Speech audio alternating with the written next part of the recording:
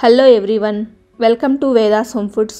ఈరోజు మన వీడియోలో కరకరలాడుతూ ఉండే బిస్కెట్లను ఇంట్లోనే చాలా సింపుల్గా ఎలా ప్రిపేర్ చేయాలో చూద్దామండి. ఈ బిస్కెట్స్ అయితే చాలా టేస్టీగా ఉంటాయి.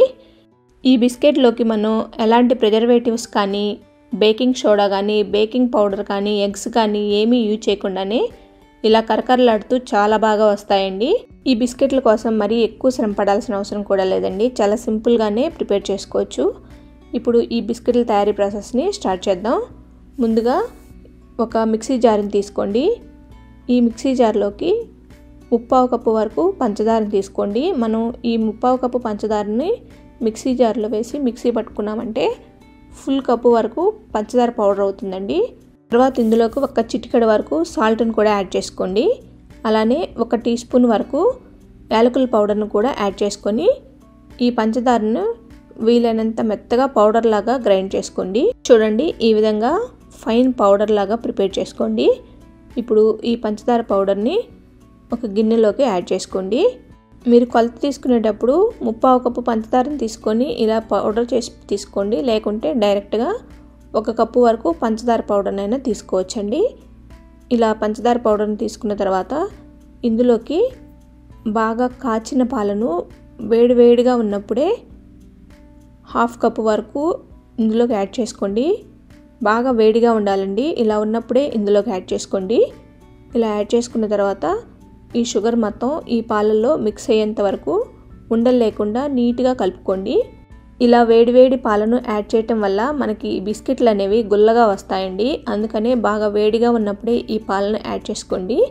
ఈ విధంగా ఈ పంచదార పౌడర్ మొత్తం పాలల్లో మిక్స్ అయిన తర్వాత ఇందులోకి 1 కప్పు వరకు మైదా పిండిని యాడ్ చేసుకోండి. ఈ మైదా పిండిని యాడ్ చేసిన తర్వాత 1 స్పూన్ తోటి ఈ మైదా పిండి మొత్తం ఈ పాలల్లో మిక్స్ అయ్యేంత వరకు నీట్గా కలుపుకోండి. ఈ బిస్కెట్ల తయారీ కోసం మీకు మైదా పిండి వద్దనుకుంటే ఈ మైదా పిండి ప్లేస్లో మీరు గోధుమ పిండి అయినా యూజ్ చేసుకోవచ్చండి. గోధుమ పిండి యూజ్ చేసినట్లయితే మనకి బిస్కెట్లు అనేవి కలర్ కొంచెం డిఫరెంట్గా ఉంటుంది. అలానే కొంచెం గట్టిగా కూడా అనిపిస్తాయి. చూడండి, ఈ విధంగా ఈ పిండిని మొత్తం కలుపుకున్న తర్వాత ఇంకా లూజ్గానే ఉంది కదా, ఇప్పుడు మరో కప్పు వరకు మైదా పిండిని యాడ్ చేసుకోండి. ఈ పిండి మొత్తం యాడ్ చేసుకున్న తర్వాత ఇందులోకి 1/4 కప్పు వరకు ఫ్లేవర్లెస్ ఆయిల్ని తీసుకోండి. నేను సన్ఫ్లవర్ ఆయిల్ని యూజ్ చేస్తున్నానండి. చేత్తోనే ఈ పిండి మొత్తాన్ని కలుపుకోండి. చూడండి, నీట్గా ఈ విధంగా కలుపుకోండి.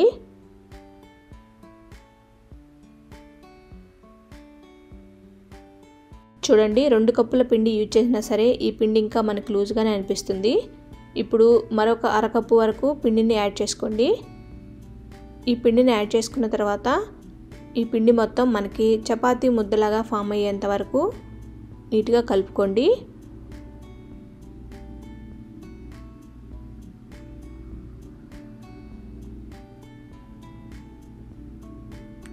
చూడండి, ఈ విధంగా కలుపుకున్న తర్వాత కూడా నాకు ఇంకొంచెం లూజ్గా అనిపిస్తుందండి. అందుకని నేను మరొక 2 టేబుల్ స్పూన్ల వరకు మైదా పిండిని యాడ్ చేసుకున్నాను. ఈ విధంగా యాడ్ చేసుకున్న తర్వాత ఈ పిండిని మరీ లూజ్గా లేకుండా మరీ గట్టిగా కాకుండా మనం చపాతీ పిండిని ఎలా అయితే కలుపుకుంటామో ఆ కన్సిస్టెన్సీలో కలుపుకోండి. చూడండి, ఈ విధంగా కలుపుకోవాలండి. ఈ పిండిని మనం ఇలా చేత్తో ఒకసారి సాగదీసి చూసామంటే మనకి లోపల అనేది ఇలా కొంచెం లేయర్స్ లాగా కనిపించాలండి. ఈ విధంగా ఉండేట్లు కలుపుకోండి. నాకు మొత్తం ఈ పిండి కలుపుకోవడానికి 2.5 కప్పులు ప్లస్ ఒక 2 టేబుల్ స్పూన్ల వరకు పిండి సరిపోయిందండి.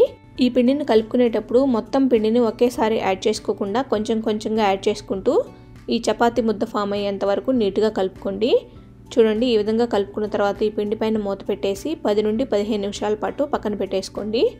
10 నిమిషాల తర్వాత మూత ఓపెన్ చేసి ఈ పిండిని ఒకసారి బాగా కలుపుకోండి.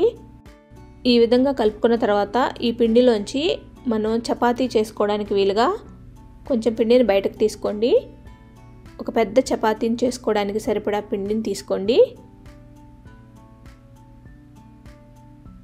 ఇలా ఈ పిండిని ఒక బాల్ లాగా చేసుకొని మిగిలిన పిండి పైన మూత పెట్టేసి పక్కన పెట్టేసుకోండి. ఇప్పుడు ఈ పిండితోని మనం చపాతీని చేసుకుందాం. ఇలా ఒక చపాతీ పీటను తీసుకొని ఈ చపాతీ పీట పైన కొంచెం ఆయిల్ని అప్లై చేసుకోండి. మనం ఇలా ఆయిల్ని అప్లై చేసుకోవటం వల్ల మనం చపాతీ చేసేటప్పుడు ఈ పీటకి చపాతీ అనేది అంటుకోకుండా వస్తుందండి. తర్వాత చపాతీ ముద్దను ఈ పీట పైన పెట్టేసి చపాతీ కర్రతోటి నీట్గా చపాతీలాగా ఈ పిండిని ఒత్తుకోండి. ఈ చపాతీ అనేది మరి అంత పలచగా అవసరం లేదండి, మరి అంత మందంగా కూడా ఉండకూడదు. మనకి మీడియంగా ఈ చపాతీ అనేది రెడీ అయి ఉండాలి. చూడండి, ఈ విధంగా ఈ మందంలో ఉంటే చాలు చపాతీ అనేది. ఇప్పుడు బిస్కెట్స్ తయారు చేసుకోవడం కోసం ఇలాంటి ఒక క్యాప్ని తీసుకోండి. వాటర్ బాటిల్ క్యాప్స్ కానీ ఏదైనా మీ దగ్గర ఏ క్యాప్ ఉంటే ఆ క్యాప్నైనా యూజ్ చేసుకోవచ్చండి. ఈ క్యాప్ని ఇలా బోర్లా పెట్టేసి ఈ విధంగా ప్రెస్ చేసామంటే మనకి కావాల్సిన షేప్లో బిస్కెట్స్ అనేవి రెడీ అవుతాయండి. ఇదే విధంగా అన్ని బిస్కెట్స్ని ఇలా ప్రెస్ చేసుకోండి.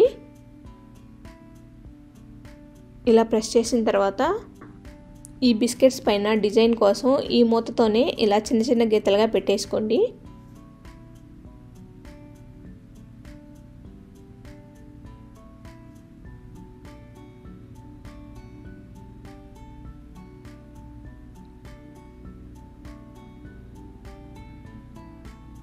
చూడండి, ఈ షేప్లో మనకి బిస్కెట్స్ అనేవి రెడీ అయి ఉంటాయండి. ఈ బిస్కెట్స్ అన్నింటినీ ఒక ప్లేట్లోకి యాడ్ చేసుకోండి. ఇలా బిస్కెట్స్ ఒత్తుకోగా మిగిలిన పిండిని కూడా మనం కలిపెట్టుకున్న పిండిలోకి యాడ్ చేసుకొని ఈ విధంగా మొత్తం పిండితోటి బిస్కెట్స్ని తయారు చేసుకొని పక్కన పెట్టేసుకోండి. మనం ఇప్పుడు వీటిని ఫ్రై చేసుకుందాం. స్టవ్ మీద ఆయిల్ పెట్టేసి ఆయిల్ని మీడియం ఫ్లేమ్లోనే వేడైన తర్వాత ఒక్కొక్క బిస్కెట్ని ఈ ఆయిల్లోకి యాడ్ చేసుకోండి. మరి ఆయిల్ ఎక్కువ హీట్గా ఉండాల్సిన అవసరం లేదండి, మీడియం హీట్లో ఉంటే చాలు. ఈ బిస్కెట్స్ని కూడా హై ఫ్లేమ్లో ఫ్రై చేసుకోకుండా మీడియం ఫ్లేమ్లోనే నీట్గా ఫ్రై చేసుకోండి. మీరు హై ఫ్లేమ్లో ఉంచారంటే ఈ బిస్కెట్స్ అనేవి పైన ఊరికే కలర్ చేంజ్ అవుతాయి, లోపల మాత్రం బిస్కెట్ ఉడకకుండా అలానే ఉండిపోతుంది.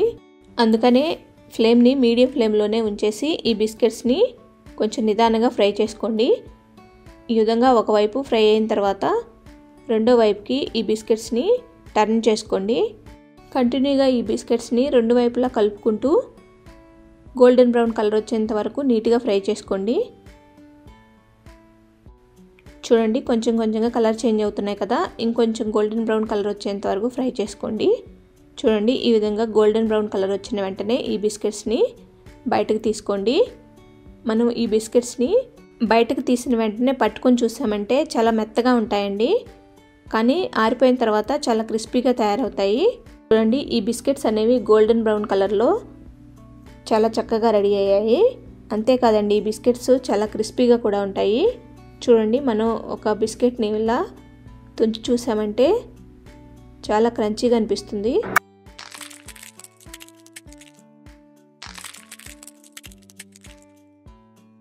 అంతేకాకుండా ఈ బిస్కెట్స్ పూర్తిగా చల్లారిన తర్వాత ఎయిర్ టైట్గా ఉండే ఒక డబ్బాలో స్టోర్ చేసుకొని 3 నుంచి 4 వారాల పాటు హ్యాపీగా ఎంజాయ్ చేయొచ్చండి. మీ ఇంట్లో కూడా మీరు ఏదైనా క్విక్గా స్నాక్ని ప్రిపేర్ చేయాలనుకుంటే ఈ రెసిపీని ట్రై చేసి మీకు ఎలా వచ్చిందో నాకు కామెంట్ చేయండి. మీకు కనుక ఈ రెసిపీ నచ్చినట్లయితే లైక్ చేసి, షేర్ చేసి, సబ్స్క్రైబ్ చేసుకోండి. Thanks for watching.